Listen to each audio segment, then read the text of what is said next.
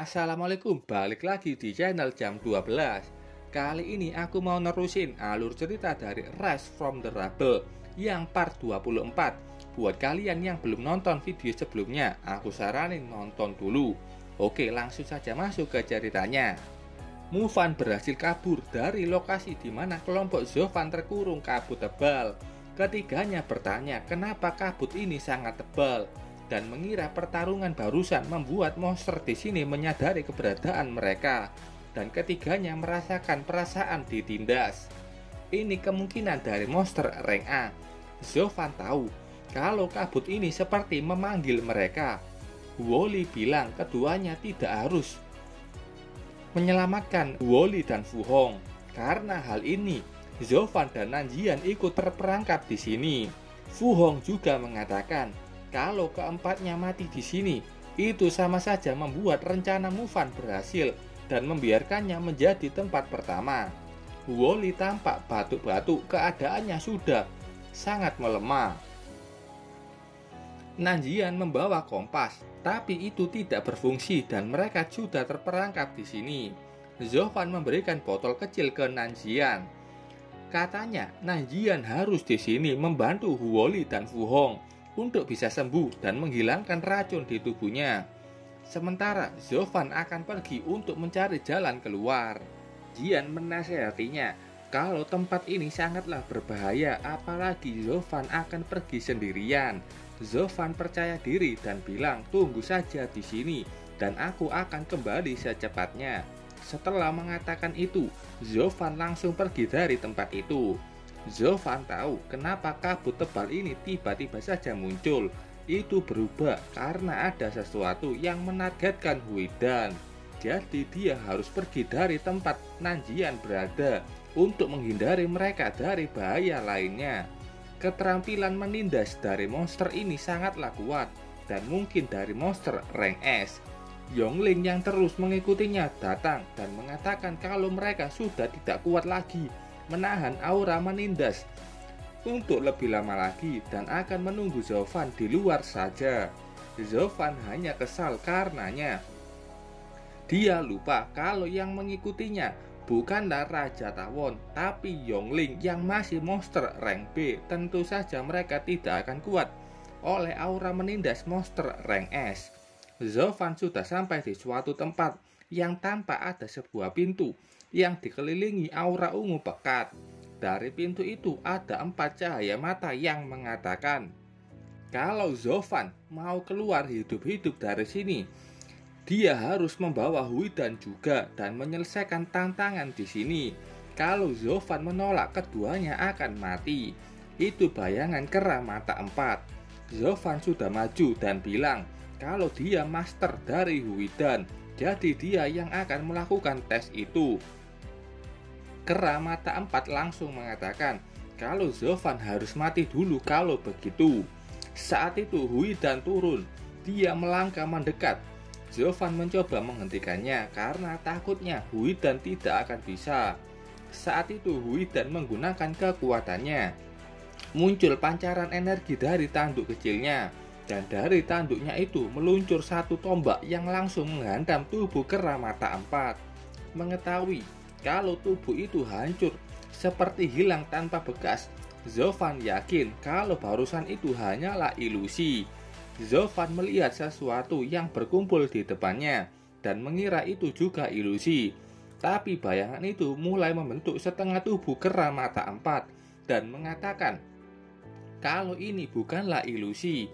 Dan Huidan sudah lulus tes pertama, dia bisa melanjutkan tesnya. Huidan sudah kembali ke Zovan dengan membanggakan dirinya. Di tes lainnya muncul banyak sekali monster dari berbagai jenis, dan itu bukan ilusi, ini semua monster asli. Zovan sangat cemas apakah ini benar-benar tes selanjutnya. Huidan dengan percaya diri maju memasuki medan tempur. Ada 2 monster yang mencoba menerjang mereka. Huidan sekali lagi dengan kekuatannya bisa mengusir kedua monster itu. Ada juga satu monster dengan ekor panjangnya ingin menyerang Huidan. Zovan ingin menahan serangan itu, tapi Huidan sudah menembakkan lasernya. itu langsung menghancurkan ekor monster rank A. Monster itu langsung memohon ampunan ke Huidan. Walaupun Huidan begitu kuat, Zofan tahu masih banyak monster rank A lainnya. Saat itu Huidan tampak melakukan sesuatu yang lain. Zofan mengetahui kalau aura yang ada di tubuh Huidan itu sangat kuat dan unik. Semua aura itu difokuskan Huidan menuju ke tanduknya. Tekanan kuat sudah dikeluarkan Huidan, dan itu membuat semua monster rank A di sana tertekan dan berhenti bergerak. Zofan sangat bangga ke Huidan yang bisa menekan bahaya monster. Kera mata 4 juga sangat kagum melihat itu. Huidan masih muda dan bisa menekan banyak monster rank A. Dia bilang kalau apa yang dia pikir tidaklah salah.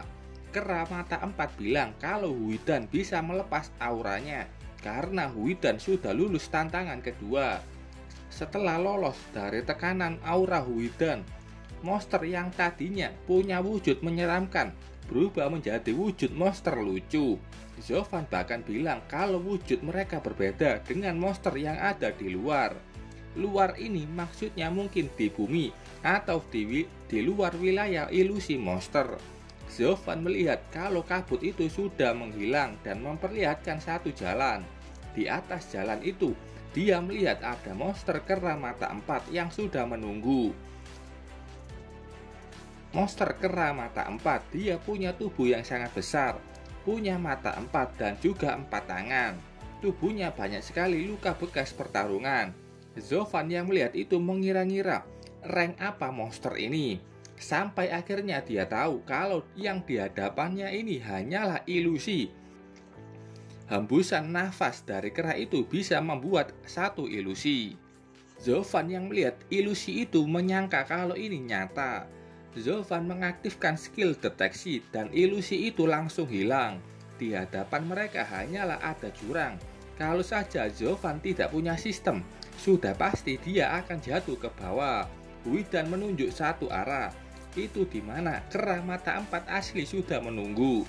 Dari auranya saja, Zofan tahu kalau itu adalah monster rank S, Beast Emperor. Kera mata 4 tahu kalau Huidan akan bisa menahan kekuatannya, tapi dia tidak menyangka Zofan bagaimana dia bisa lebih cepat dari Huidan. Dia berkata kalau mereka sudah lolos tantangan ketiga dan menyuruh mereka untuk mendekat. Kera mata 4 yang awalnya bertubuh besar mengubah ukurannya setinggi Zofan. Zofan dan Huidan sudah sampai di sana. Huidan yang melihat ada buah-buahan langsung berlari ke sana. Bukannya menyapa Raja Kera mata 4 terlebih dahulu, Huidan memilih memakan buah-buah itu. Kera mata 4 murka ke Zofan yang jadi masternya. Tapi kenapa dia tidak mengajarkan Huidan sopan santun? Zofan bilang kalau Huidan ini masih baru saja lahir dari telur. Dia hanyalah anak kecil. Setelah memakan buah-buah itu, Huidan menggonggong. Zofan bertanya ada apa. Tubuh Huidan mulai bercahaya dan mulai menutup matanya. Kata kera mata 4, Huidan sedang melakukan evolusi. Kalau sudah selesai evolusi, pasti akan bangun sendiri dan tidak perlu khawatir dengan itu. Zofan terkejut dengan apa yang akan dilakukan kera mata 4. Katanya, dia sendiri yang akan mengetes Zofan. Apakah dia layak menjadi master dari Huidan? Kera mata 4 akan tetap dalam bentuk ini dan bertarung hanya dengan satu tangannya. Zofan tahu tidak ada jalan lain, jadi dia menerima tantangan itu. Benturan pertama sudah terjadi. Hanya dari satu pukulan saja Zofan sudah tahu aura pedangnya hancur hanya karena pukulan kera mata 4. Kera mata 4 mengejeknya. Zofan terdorong mundur karena pukulan itu.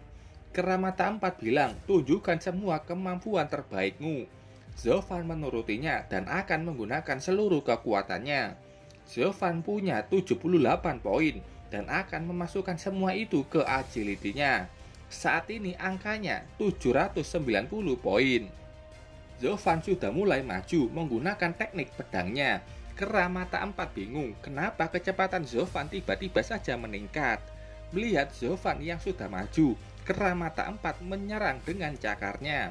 Zovan bisa menghindari serangan itu dengan melompat ke atas. Sementara itu kita lihat Mufan yang sudah kabur duluan. Dia sudah cukup jauh dari monster territory illusion. Dari peta yang dia bawa, ada tanda kecil dari Nanjian dan yang lainnya.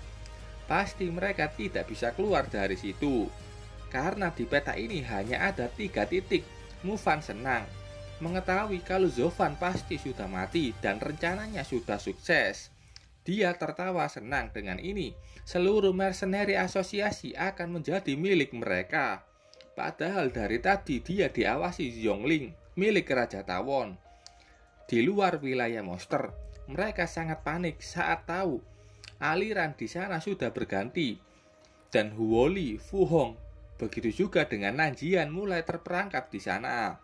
Qizhen sangat senang melihat itu. Dia memuji Mufan yang berhasil melakukan rencananya dengan baik. Qizhen mulai memprovokasi Du Qing yang saat ini keadaannya berbalik, dan malah muridnya yang terperangkap di dalam ilusi. Du Qing dalam hatinya hanya bisa berharap keempatnya bisa menemukan jalan keluar. Oke, kita balik lagi ke Zovan. Dia masih terus berusaha bertarung melawan kera mata 4. Zovan dengan cepat berlari ke belakangnya. Ini kesempatan yang sangat bagus. Zovan menggunakan Battle Sword teknik Blossom. Dia melakukan banyak tebasan besar yang dia arahkan ke kera mata 4. Kera mata 4 terkejut melihat serangan itu. Dia berbalik dan mulai menangkisnya. BTW kalau dilihat dari gambar ini, kera mata 4 sudah menggunakan 2 tangannya. Zovan yang melihat teknik terkuatnya dihancurkan begitu mudah mulai panik. Bagaimana cara dia harus melawannya lagi? Kalau teknik kuatnya saja bisa ditahan dengan mudah, itu pun tidak meninggalkan luka sama sekali. Saat itu kera mata 4 meningkatkan auranya dan tubuhnya juga ikut membesar. Zovan semakin panik melihat itu.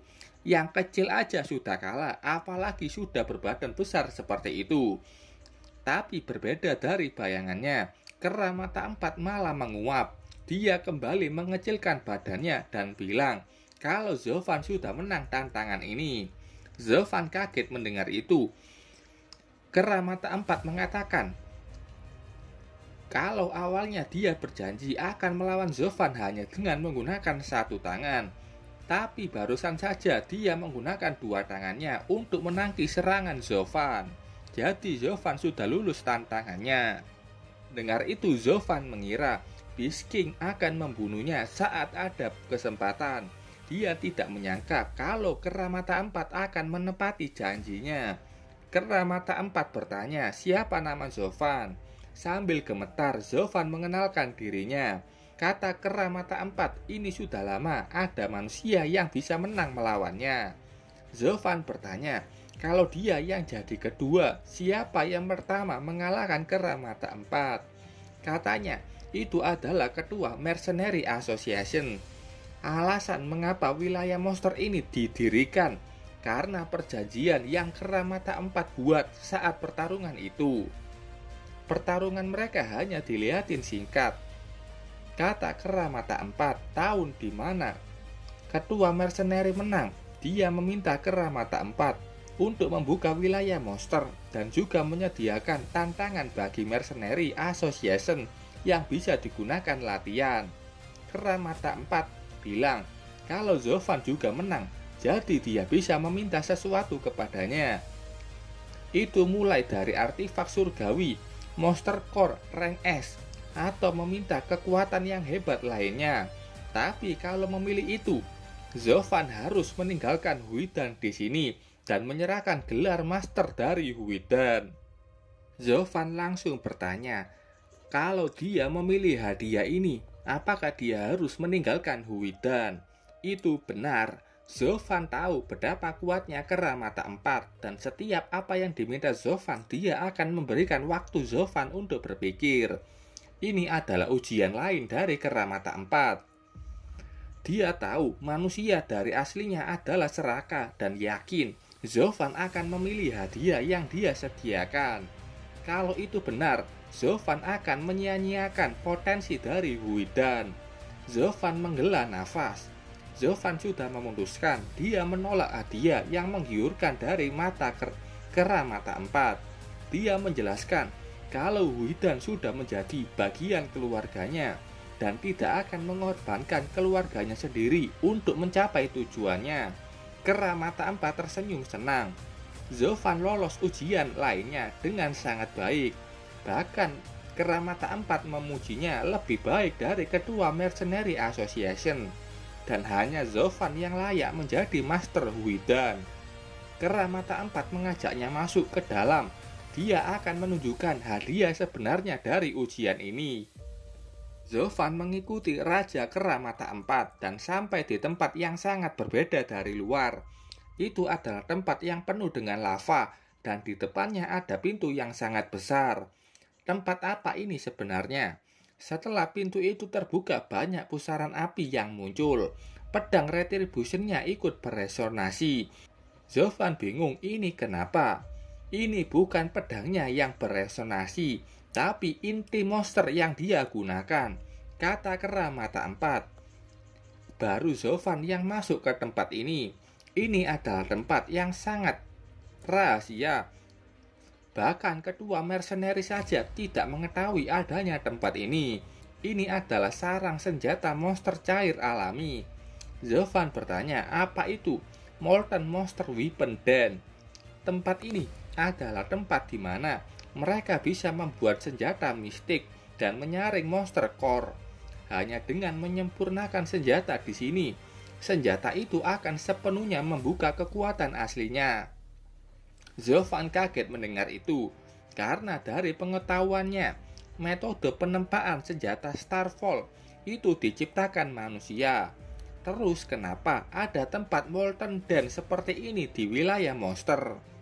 Kera mata empat bertanya, siapa yang memberitahumu kalau metode penempaan senjata Starfall dengan inti monster itu diciptakan manusia?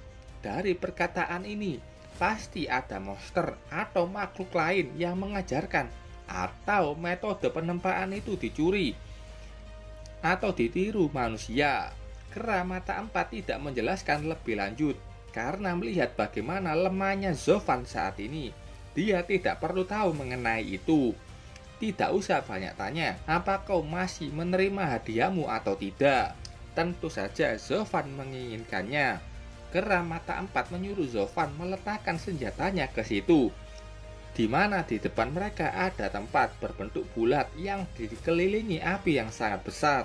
Disitulah tempat senjata Zovan bisa menunjukkan kekuatan aslinya. Pedang Retribution sudah terlepas dari tangan Zovan dan langsung menuju ke tempat itu. Pusaran api itu mulai melakukan sesuatu ke pedang Zovan, dan beberapa saat kemudian pedang itu kembali ke tangan Zovan. Zovan yang memegangnya tampak tidak melihat adanya perubahan. Zovan kaget melihat betapa besar aura yang bisa dikeluarkan pedangnya. Zovan sangat senang dengan kemampuan lain dari pedangnya ini dan akan menjadi senjata tersembunyi Zovan lainnya. Dari gambar ini aura pedangnya berbentuk naga, padahal awalnya ini adalah inti monster ular. Zovan masih bertanya-tanya kenapa metode awakening senjata Starfall ada di tangan Beast King. Kera mata empat kagum dengan Zovan yang tidak terpengaruhi efek negatif setelah penyulingan senjata. Dia tahu dasar Zovan bagus. Kera mata empat mengajaknya keluar. Dia bilang mungkin saat ini Huidan sudah bangun. Zovan masih sangat senang dengan senjatanya.